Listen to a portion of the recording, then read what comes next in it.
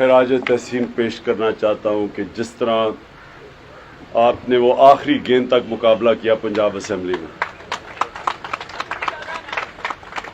मैं वो आसिया को मिलने गया, काफ़ी बेहतर स्टेज पे थी वो, लेकिन मुझे उससे बेचारी से अभी बोला नहीं जा रहा, लेकिन वो बाकी ठीक है, अल्लाह का शुक्र है, क्योंकि जो उसको हुआ था शायद इसके बड़े संगीन नताइज हो सकते थे, लेकिन वो ऊपर वाले का करम है कि वो ठीक है।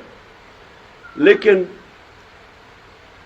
उसका जो जज्बा था, मुझे वो इतनी चीज़ पसंद आई कि वो हालांकि बोल नहीं सकती थी, लेकिन वो उसके अंदर एक जुनून था।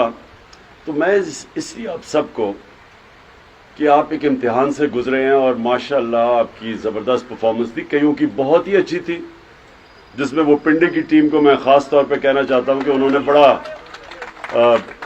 फ्रंट फुट पे मुकाबला किया। लेकिन अब सब मुझे अभी तक जो है वो पिंडी की सबसे अच्छी परफॉर्मेंस है, नंबर 2 पे मेरे ख्याल में फैसलाबाद होगी, नंबर 1 और तो हमारी ख्वातीन की बहुत ज़बरदस्त परफॉर्मेंस थी जी। अच्छा, अब मैं सुने मेरी बात, देखें, जो ये तो आपने बहुत बड़ा इम्तिहान पास कर लिया और आपकी एक स्पेशल एक दर्जा आ गया हमारी पार्टी में और मेरी आंखों के सामने कि आप आजमाए गए हैं। अल्लाह कुरान में कहता है कि मैं तुम्हारे ईमान को बार बार मुश्किलों से आजमाऊंगा, क्योंकि मुश्किलों में ही ईमान का पता चलता है। अब मुझे सारा याद है, जितने जो लोटे इधर हमारे यहाँ नेशनल असेंबली में हुए हमारे, और पंजाब के मैं ज़्यादा लोटों को नहीं मिला, लेकिन नोटों वाले लोटों को तो मुझे याद है, बड़े बड़े लोटों को। तो अब मैं सोचता हूँ कि मेरे सामने जितनी उन्होंने ज़बरदस्त बातें की कि कुर्बानी देने के लिए तैयार हैं पार्टी के लिए, और पता नहीं उन्होंने क्या क्या किया, और वाकई मैं सोचता था कि ये तो बड़े ज़बरदस्त लोग हैं, बड़े सिंसियर हैं। लेकिन आज आप सबके सामने कि उन्होंने, ये मेरी ज़रा याद रखना बात, उन्होंने सिर्फ अपने आप को आज नहीं जलील किया, ये हमेशा के लिए इनके ऊपर एक मोहर लग गई है ज़िल्लत की। इनके बच्चों को लोग याद करवाएंगे कि तुमने किया क्या, क्योंकि देखिए ये समझ रहे थे कि यही पाकिस्तान चल रहा है, एक तरफ नून लीग वो चोरों की, दूसरी तरफ पीपल्स पार्टी वो चोरों की, एक तरफ लोटे हो जाए, सारों को पता था दोनों तरफ चोर हैं, पैसे चलते हैं, जिसने ज़्यादा पैसा दिया ये वगैरह, यानी लोग इनको समझते थे कि ये इसी तरह के सारे। मुझे हमारे लोगों ने कोशिश भी की, मुझे कहा कि हमने भी इनके 7-8 लोग खरीद लिए हैं, इतने पैसे हैं, 1 अरब रुपया चाहिए और ये हम 8-9 इनके लोग खरीद लेंगे, तोड़ लेंगे। मुझे ऑफर आई है इस तरह की। लोगों ने कोशिश की, जब उन्होंने देखा कि पैसा चल रहा है और हमारे तो हम क्यों ना पैसा हो रहा, बड़े ऐसे लोग हैं जो कि तैयार थे पैसा देने के लिए।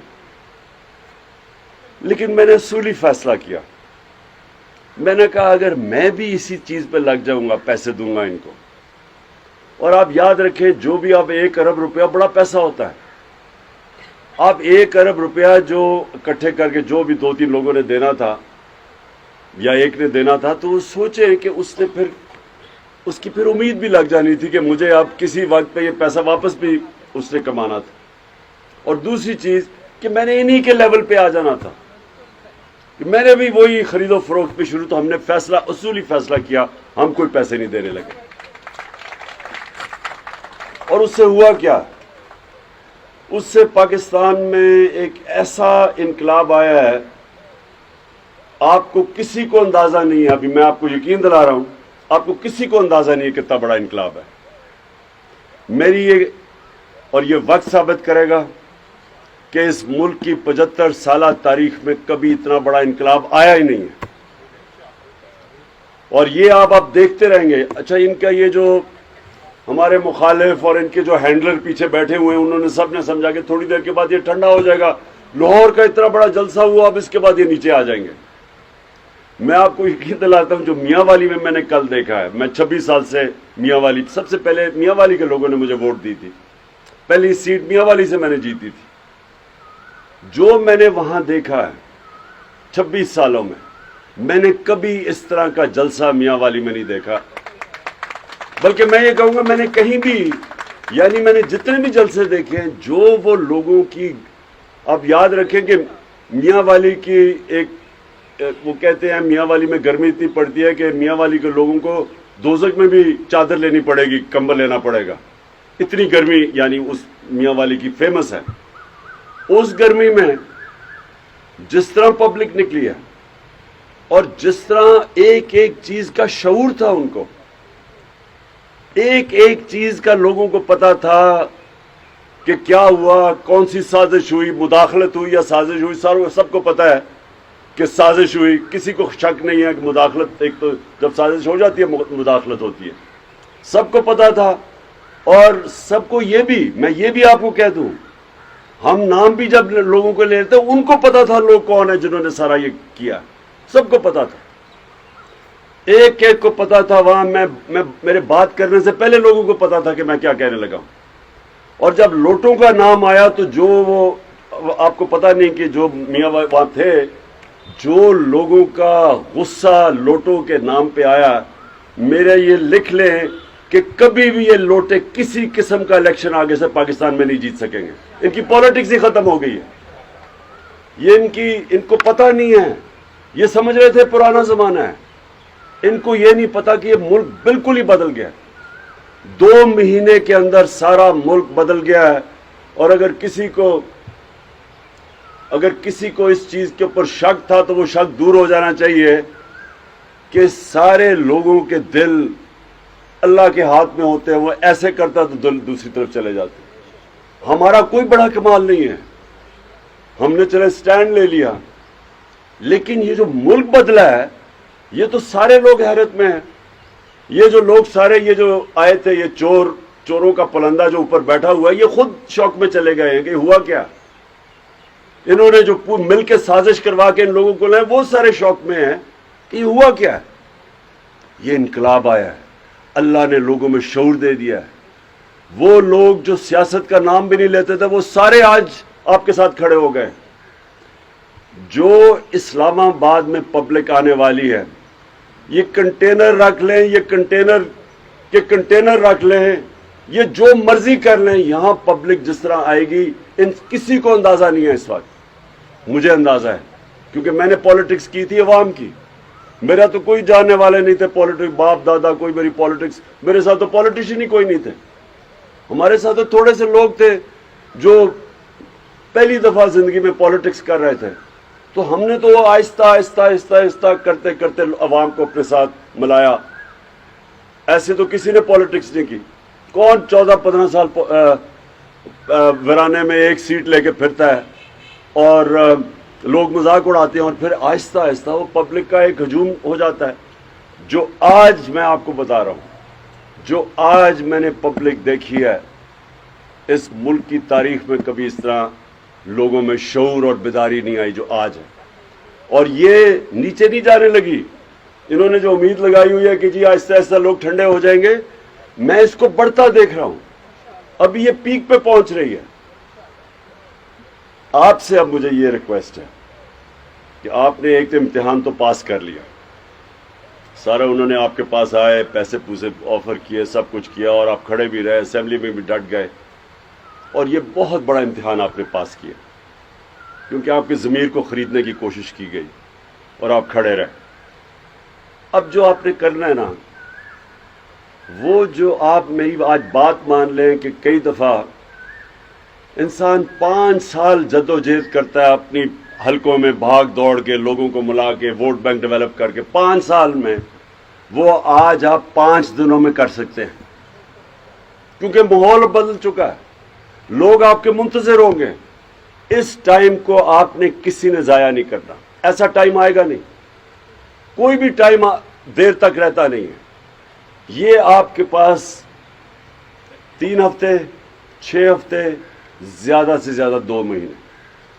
ان 1 مہینے کو آپ صحیح معنی میں آپ پبلک کے پاس پہنچ جائیں. آپ کو میں یہ یقین دلاتا ہوں کہ لوگ، کبھی ایسا نہیں ہوگا کہ لوگ سارے آپ کو خوش آمدید کہیں گے.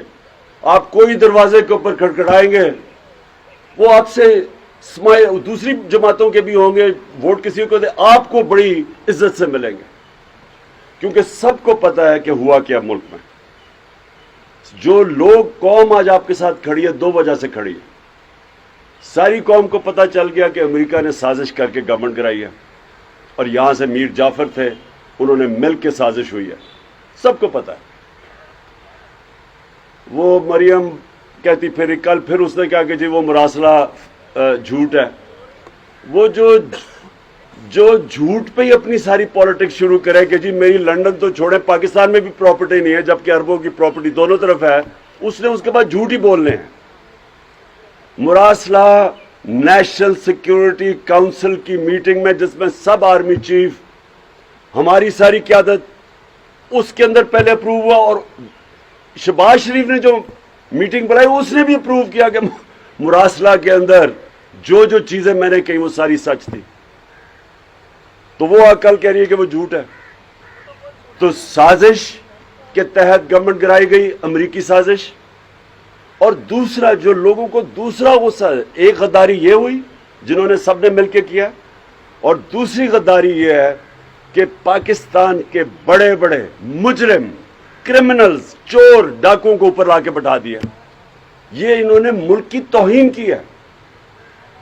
اس سے زیادہ قوم کی توہین کیا ہو سکتی ہے کہ ملک کے چور و چکے جو 30 سال سے لوٹ رہے تھے ملک کو، ان مجرم، ضمانت پہ لوگ، ان ساروں کو انہوں نے ملک کے اوپر بٹھا دیا.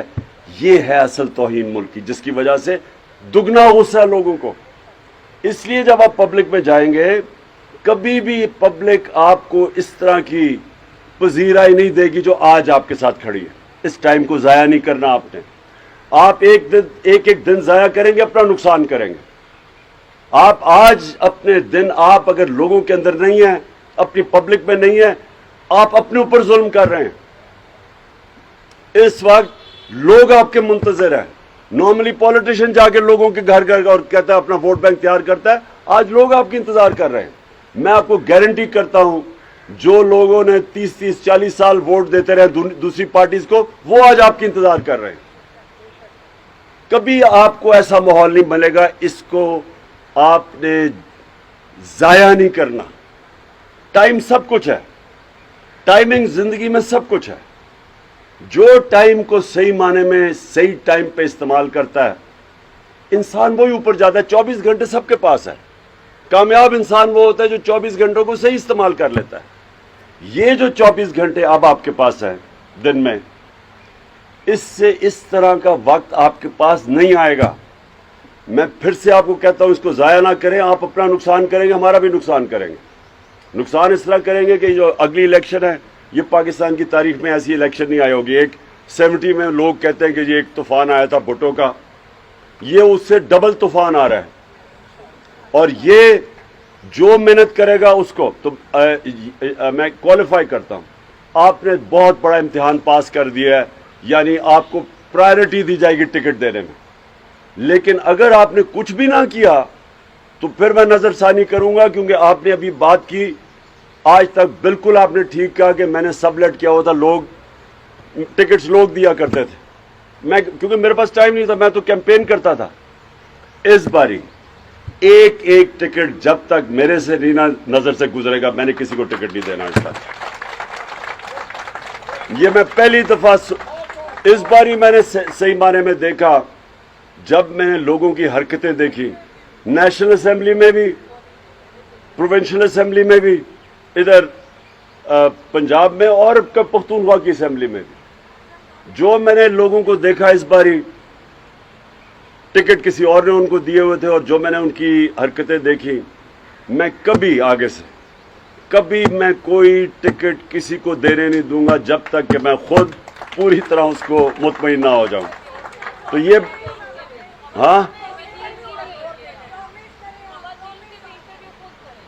خواتین کی جو ہماری خواتین گئی ہیں، ان ساروں کو تو جو ریزرو سیٹ پہ اپنے آپ کو بیچا نا، ان کو تو جیل میں ڈالنا چاہیے.